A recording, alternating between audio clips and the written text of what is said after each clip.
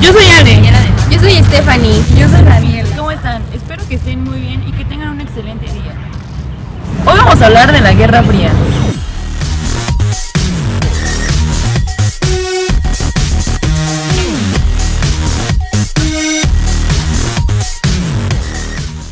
La Guerra Fría fue cuando Estados Unidos y la Unión Soviética disputaron por su supremacía mundial sin llegar a la confrontación militar.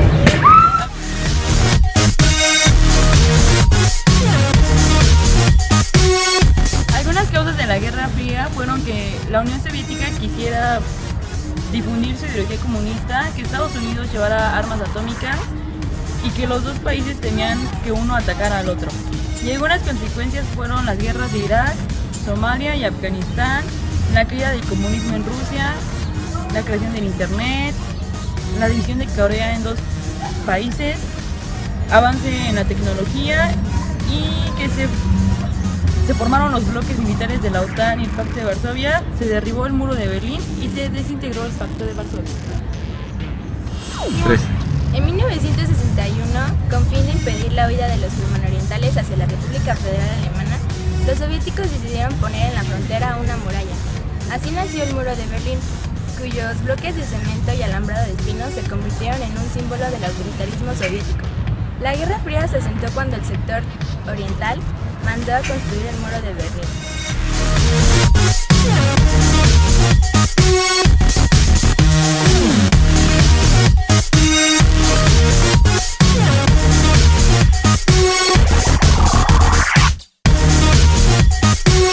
¿Cómo y por qué acaba la Guerra Fría?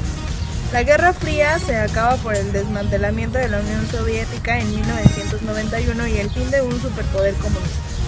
Los signos de que algo estaba ocurriendo acontecieron a lo largo de la década de los 80, cuando el líder comunista soviético introduce los conceptos de reforma y apertura, los que se unen movimientos anticomunistas en países como Polonia o deseos de separarse del control soviético en muchos de los antiguos países del Pacto de Varsovia, particularmente en Alemania Oriental.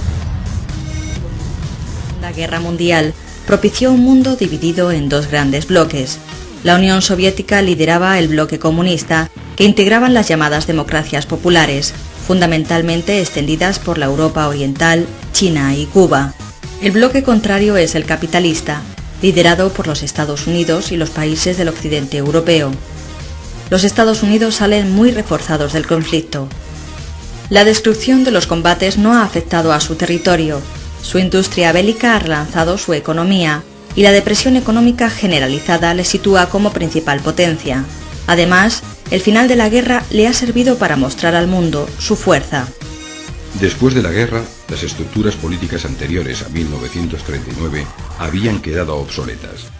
El mundo occidental emprendió una progresiva democratización que tuvo una primera oleada en la década de los 50.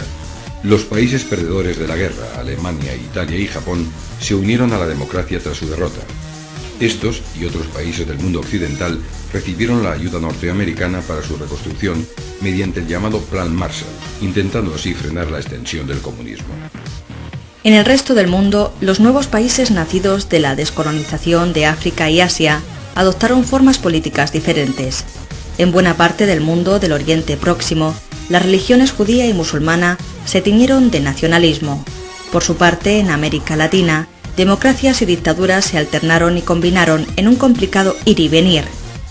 El nuevo orden internacional, nacido en 1945, estuvo acompañado por la creación de nuevas instituciones supranacionales. La Organización de las Naciones Unidas nació para mediar en las relaciones internacionales. La OTAN como una alianza militar del bloque capitalista. Igualmente el Pacto de Varsovia en el bloque comunista. Por último, la Comunidad Económica Europea se crea para relanzar la economía de una empobrecida Europa. El enfrentamiento entre Estados Unidos y la Unión Soviética tiene lugar en varios escenarios y pasa por momentos diferentes. La partida de la Guerra Fría se juega en Corea y más tarde se hará en Vietnam. Durante el gobierno de John Fitzgerald Kennedy se plantea una grave crisis con motivo del despliegue de misiles soviéticos en Cuba en 1962. Ambas potencias pugnarán entre sí no solo por establecer su supremacía sobre la superficie terrestre, sino también sobre el espacio exterior, iniciando una carrera espacial que llevará a los norteamericanos a pisar por primera vez la Luna. Beneficiada por la competencia entre ambos bloques, la exploración espacial que se inicia en esta época escribirá páginas importantes en el futuro. Conscientes del equilibrio de sus fuerzas y gracias a la fuerte oposición social en Europa y América a que estalle un conflicto nuclear, los dos bloques inician entonces un periodo de distensión que se mantendrá hasta la década de 1970.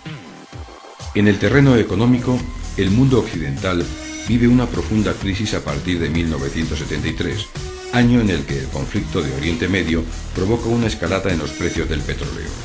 Una de las consecuencias que se derivarán de la crisis y las causas que la provocaron será la toma de conciencia, refrendada por hechos posteriores, de la existencia de un mundo global e interrelacionado en el cual acontecimientos que se producen en un lugar del globo repercuten a escala planetaria, desencadenando a su vez nuevos procesos.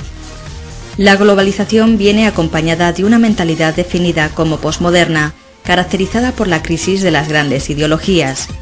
La división del mundo en dos bloques antagónicos, heredada de la Segunda Guerra Mundial, quedará definitivamente rota en 1991 con la desaparición de la Unión Soviética. Aunque se trata de un hecho puntual, es también la culminación de un proceso de decadencia y disgregación interior iniciado en las décadas precedentes. La llegada al poder de Mikhail Gorbachov y su puesta en práctica de un programa político aperturista supone el golpe de gracia para un sistema político y económico que ya se encontraba en estado de descomposición. La posmodernidad instala nuevos valores como el relativismo y el distanciamiento respecto a las ideologías y estructuras de poder, el encumbramiento de la interpretación personal y particular de la realidad, la búsqueda de la libertad individual y el gusto por el hedonismo o la integración entre las diferentes culturas. La movilidad, el criticismo, la ausencia de grandes paradigmas interpretativos, ya sean políticos o religiosos, hacen más libre al hombre posmoderno, aunque probablemente también más vulnerable.